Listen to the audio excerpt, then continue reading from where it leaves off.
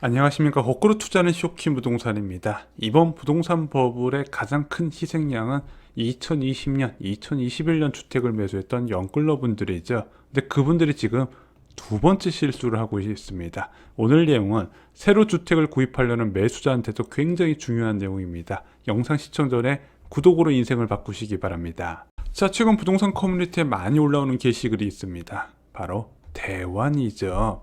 자, 대환이란 무엇이냐? 금융기관에서 대출을 받아 이전의 대출금을 갚는 제도를 의미합니다. 요즘 이 대환을 받는 대출 차주들이 급등을 했다는 거죠. 자, 이 대환은요, 만기가 굉장히 긴 주택담보대출에서 많이 발생을 하게 됩니다. 대출을 받았을 때 고정금리로 받았어요. 자, 근데 이때 대출 받을 때도 저금리인 줄 알았는데 추가로 금리가 지속적으로 낮아지면은 당연히 고금리로 대출을 상환하면 불리하다 보니까 대출을 갈아타게 된다는 거죠.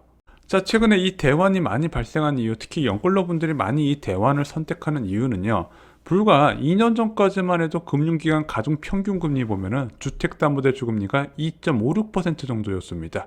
굉장한 저금리였죠. 하지만 이때 대출받은 사람들이 현재 6% 이상의 갱신금리를 적용받으면서 문제가 되고 있다는 겁니다.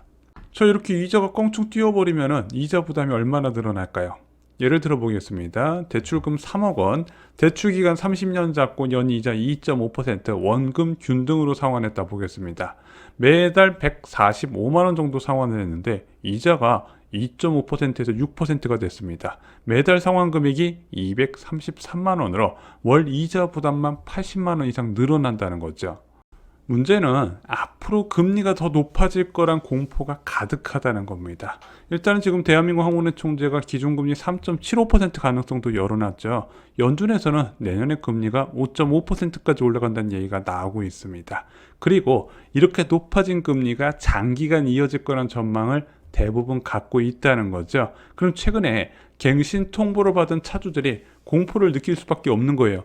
지금도 높은데 내년 이맘때 또 얼마나 높은 갱신금리를 적용받을까? 자, 이거에 대해서 걱정을 할 수밖에 없다는 거죠. 자, 하지만 찾아보니까 4%대 주택담보대출 금리가 있습니다. 그것도 고정금리로요. K뱅크 4.79%, KB국민은행 4.79%, 부산은행 4.83%입니다. 카카오뱅크도 5년 고정금리 기준 4% 후반 제시하고 있어요. 이상해요. 야, 요즘 예금금리도 4% 중후반인데 어떻게 대출금리, 그것도 고정금리가 4%가 나오지? 아이고 감사합니다 하고 당장 갈아타는 거죠. 대한민국 부동산 시장은요, 단기 자금 시장과 연계되어 있다 말씀드렸어요. 왜냐면은 이 부동산 관련 대출 상품이 다 단기 자금 시장과 연계된 기준금리를 측정하고 있거든요. 전세자금 대출, 주택담보대출, 변동형, 그리고 신용대출 모두 다 단기 자금 시장과 연계가 되어 있습니다. 하지만 유일하게 중기채 연동 대출 상품이 이 혼합형 주택담보대출 상품이에요. 5년 동안 고정금리를 가는데 얘가 금융채 5년물과 연계가 됩니다. 자, 이 5년 금융채 금리는요, 당연히 국채금리와 연계가 됩니다. 또한 대한민국 국채금리는 미국 국채금리와도 연계가 돼 있죠. 그런데 최근에 5년물 국채금리가 많이 하락을 했습니다. 5년물 국채금리 3.49%예요.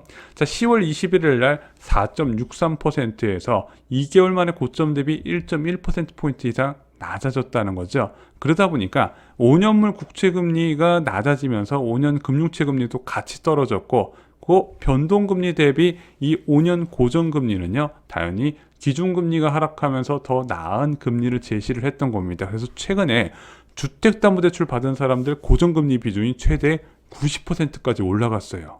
당연히 6%대, 7%대 대출금리를 통보받은 차주들 입장에서는 당장 무엇인가 방법을 찾겠다 싶은 게 바로 이 고정금리형 대출 상품의 대환이라는 거죠. 자, 정부가 지금 계획하고 있는 특례 보금자리론도요, 이런 이유로 대기 수요가 엄청납니다. 제가 볼 때는 4% 중반 이하로 금리가 책정된다면요, 많은 수요가 있을 것 같아요. 지금 업계에서도 이 금리에 많은 관심을 가지고 있는데 4% 중반은 아닐 것 같고, 저는 4% 초반 정도를 예상을 하고 있습니다. 그러면 정말 많은 분들이 갈아타실 거예요. 근데 부동산 커뮤니티에 어떤 분이 이런 글을 남기셨습니다. 그 대환 관련된 글에 댓글을 달아놓으셨는데, 왜 사람들은 저금리일 때 변동금리를 선호하고 고금리일 때 고정금리를 선호할까? 이거 굉장히 중요한 의미가 담겨져 있습니다. 왜 이런 식으로 사람들이 선택을 한다? 일반적으로 사람들은요, 현재의 금리가 장기적으로 이어질 거란 착각을 하기 때문에 이런 선택을 한다는 겁니다. 금리가 가장 낮았던 2021년 상반기 고정금리 비중 볼까요? 2021년 1월에 29.8%로 시작해서 2021년 6월에는요, 무려 고정금리 비율이 18.5%밖에 안 됩니다. 변동금리 비율이 82%예요. 7년 만에 최대치로 치솟게 되었다는 거죠. 그런데 변동금리 비율이 역대급으로 높았던 시기에는요, 기준금리 인상 바로 2달 전이었습니다. 자, 기준금리 인상 이전에 나타나는 뚜렷한 신호가 있어요. 정책금리가 바뀌기 이전에 채권금리가 먼저 반영을 하죠. 2021년 1월 21일 날 5년물 국채금리가 1.28%였습니다. 그리고 나서 5개월 뒤에 5년물 국채금리가 1.79%까지 먼저 뛰게 되죠.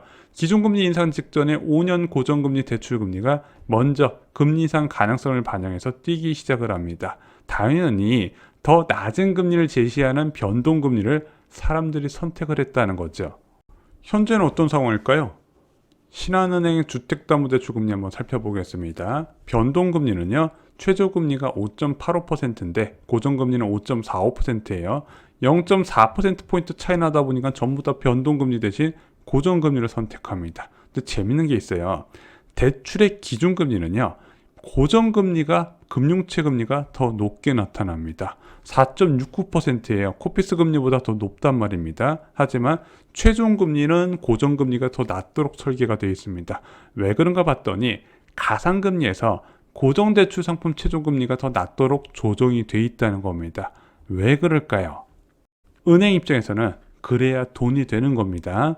추후에 금리가 낮아져도 5년간은 높은 고정금리로 이익을 극대화시키기 때문에 본인들이 가상금리를 낮춰서 고정금리를 선택하도록 유도를 하고 있는 거예요. 자, 이 고정금리를 선택하는 게 현명한 것일까요? 변동금리, 지금 외면받고 있는 변동금리에 기준되는 코픽스 금리 현재 4.34%죠. 이 코픽스 금리는요, 은행연합회에서 매달 15일 전후로 발표를 하게 됩니다. 그런데 어떤 기준으로 이것을 발표하냐? 예금금리나 은행채금리 등 자금 조달 비용 등을 종합 계산해서 한 달에 한 번 정도 발표를 한다는 거예요. 그럼 지금 고정금리를 선택하는 게 현명한 일인가 한번 보자는 거죠.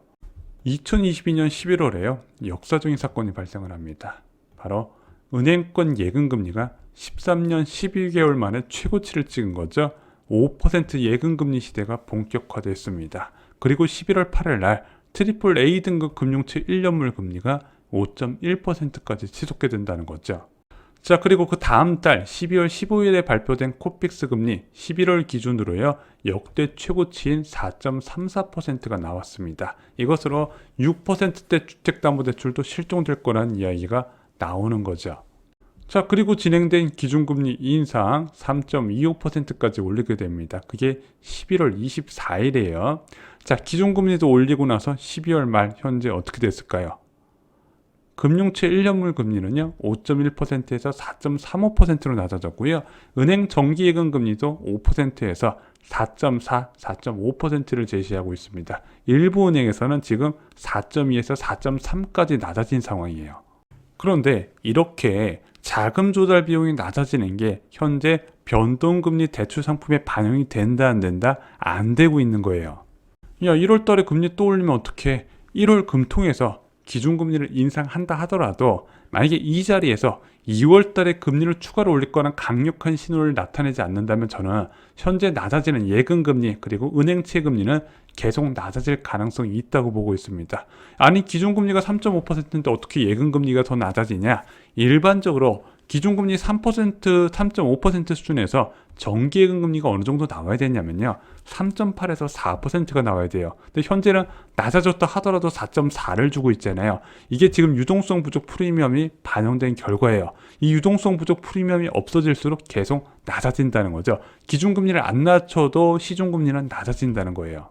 그래서 현재 변동금리가 굉장히 높은 수준을 유지하고 있지만요, 기준금리를 낮추지 않더라도 현재 높은 변동금리는 계속 낮아질 가능성이 있다고 보는 겁니다. 자, 그리고 보수적으로 잡아서 2024년 내년에 기준금리가 낮아진다고 보겠습니다. 뭐 올해 낮아진다고 하는 경우도 있지만 일단 보수적으로 2024년 잡아보겠습니다. 그러면은 유동성 부족 프리미엄이 올해 빠지고 내년에 정책금리가 낮아지면서 추가로 금리가 낮아지게 된다면 어떻게 될까요? 현재 5년 고정금리를 선택하거나 변동금리에서 5년 고정금리를 대환하는 것은 큰 후회를 할 가능성이 있다는 겁니다. 아니, 지금 고정금리 선택했다가 실제 금리 낮아지게 되면 대환하면 안 되나? 이게 대출을 대환하는 것은요, 적지 않은 비용은 부담을 발생시켜요. 일단 중도상환 수수료 내야 되죠. 인지세 내야 되죠. 채권 할인 비용, 가까이 비용이 다 가거든요. 저는 그냥 올해 대출 받으려는 분들은 그냥 변동금리로 받으셔라 이렇게 말씀을 드립니다. 언제나 주택은 거꾸로 사시는 거예요. 대출금리가 높을 때 사셔서 대출금리가 낮아지길 기다리시는 거고, 전세 가격이 싸질 때 매수하셔서 전세 가격이 비싸질 때 기다리셔야 된다고 말씀을 드렸죠. 자, 2023년 최악의 부동산 시장에서 여러분들이 기회를 잡으셨으면 좋겠습니다. 다시 말씀드리지만 주택은 왜 집 사냐고 할 때 사야 되는 거고 왜 집 파냐고 할 때 팔아야 되는 겁니다. 자, 기존 주택 매수와 관련된 모든 노하우 역전세 대란에 모두 나와 있고요. 3기 신도시 청약 갑부를 확인하시면 후회하지 않으실 겁니다. 이상으로 영상 마치겠습니다. 좋아요, 구독, 공유 꼭 부탁드립니다. 감사합니다.